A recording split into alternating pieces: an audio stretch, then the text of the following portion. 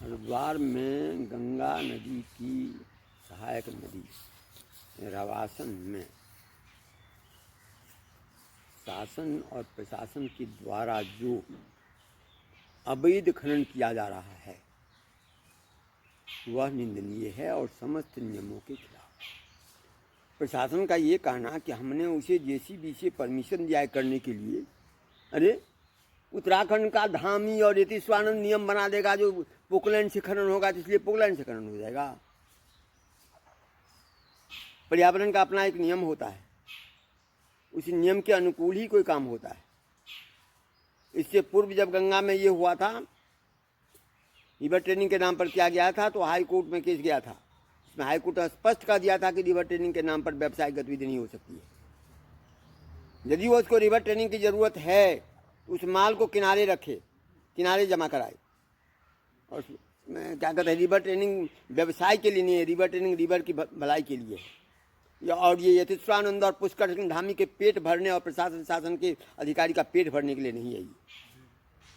अब जहाँ तक इसकी बात है, वह 2019 में भी एक हुआ था और उस समय एक ईमानदार वन अधिकारी था, वो वन संरक्षक, और उन्होंने उसे जब देखा कि गलत हो रहा है तो उन्होंने उसे रुकवाया। और वो स्पष्ट लिखे हैं कि राजस्व विभाग द्वारा आवेदक की चिन्हित भूमि से यदि उपखनिज की निकासी की अनुमति दी जाती है तो गंगा नदी की सहायक रवासन नदी के प्रवाह से ही भूमि कटाव में वृद्धि होगी। इससे निकटवर्ती आरक्षित वन क्षेत्र में भी भूमि कटाव होगा, जिससे वन क्षेत्र का नुकसान होगा। और ये भी कह दिया गया है कि चूँकि वो क्या कहते हैं, आरक्षित वन क्षेत्र से बिल्कुल सटा हुआ है, इसलिए यह खनन हो नहीं सकता। इसी आधार पर पट्टा कैंसिल हो गया। परंतु ये आरएसएस, ये भाजपा तो समस्त नियम को पॉकेट में लेके चलता है। पुष्कर सिंह धामी तो अयोग्य है, अनुभवहीन है, केवल उधर उधर फुटकर करता रहता है। इनको तो किसी चीज़ का ज्ञान नहीं है। यतीश्वरानंद माहिर है खनन के व्यवसाय में। मैं बार बार कहता हूँ कि इनकी संपत्ति की जांच होनी चाहिए।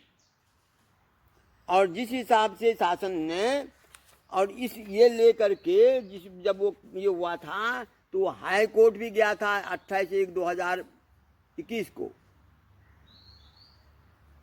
और उसमें आदेश में स्पष्ट कर दिया गया है कि the aforesaid writ petition was listed before vacation जज of this honourable court today 28/1/2021 and after hearing both the party honourable court was please to dismiss the aforesaid writ petition.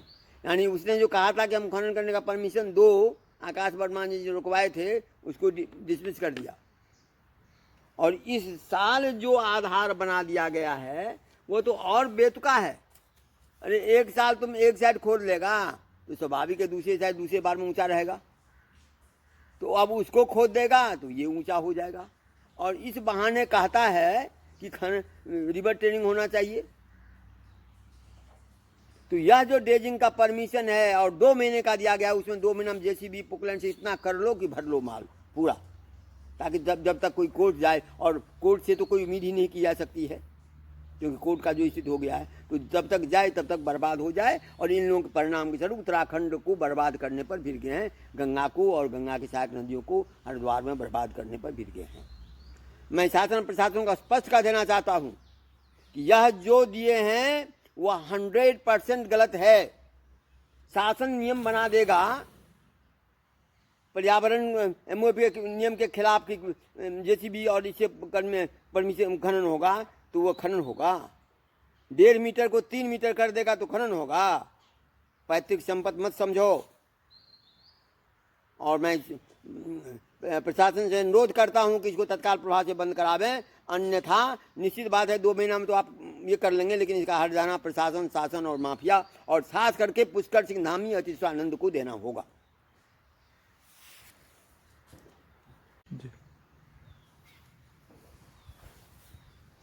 वो प्रशासन क्या कर रहा है? They have permission for mining with machines and our team went to the site on Saturday to fault was found, no fault was found. विचित्र बात है भैया। कोई चोरी का परमिशन दे देगा और कह देगा कि प्रशासन ने चोरी का परमिशन दे दिया है इसलिए वो ठीक है, तब तो जितना इलीगल जितना ही अधिकारी से पकड़ाते हैं सबका तो परमिशन रहता है। तो परमिशन का मतलब क्या हो गया कि तुम बर्बाद कर दो। किसने जेसीबी का परमिशन दिया? पोकलैंड का परमिशन किसने दिया? रिवर ट्रेनिंग की क्या आवश्यकता थी? जबकि मेरे पास एक पत्र ये भी उपलब्ध है कि वहाँ के लोगों ने इनको लिख के लिखित में दिया है, जिस पत्र पर कोई संज्ञान नहीं लिया गया है और जो कहता है कि इसकी आवश्यकता नहीं है। ये भी पत्र मेरे पास है जिसमें एक लखा सिंह करके कोई हैं,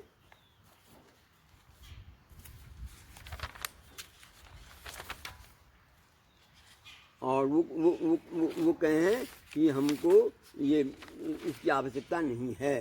तो इस ढंग से और बार बार ये कहा जा रहा है कि यदि उपरोक्त क्षेत्र में रिवर ट्रेनिंग अनुमन्य नहीं है, नीलामी क्यों किया गया है? हाँ, यही लाइन है, देखो मिल गया।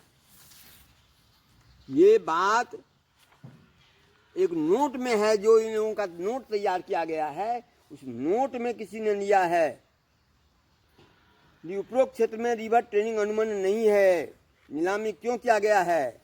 यदि वन क्षेत्र में है तो रिवर ट्रेनिंग का औचित्य किस आधार पर तय हुआ? वन क्षेत्र में रिवर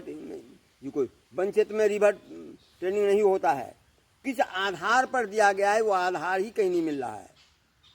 यह केवल यतीश्वरानंद और पुष्कर सिंह धामी के प्रभाव में प्रशासन ने ऐसा किया है, इसलिए इसको तत्काल से बंद करें और जो ये हुआ है कर्ण की क्षति हुई है उसकी पूर्ति यतीश्वरानंद और पुष्कर सिंह धामी से कराने के लिए प्रशासन ने की। देखो ये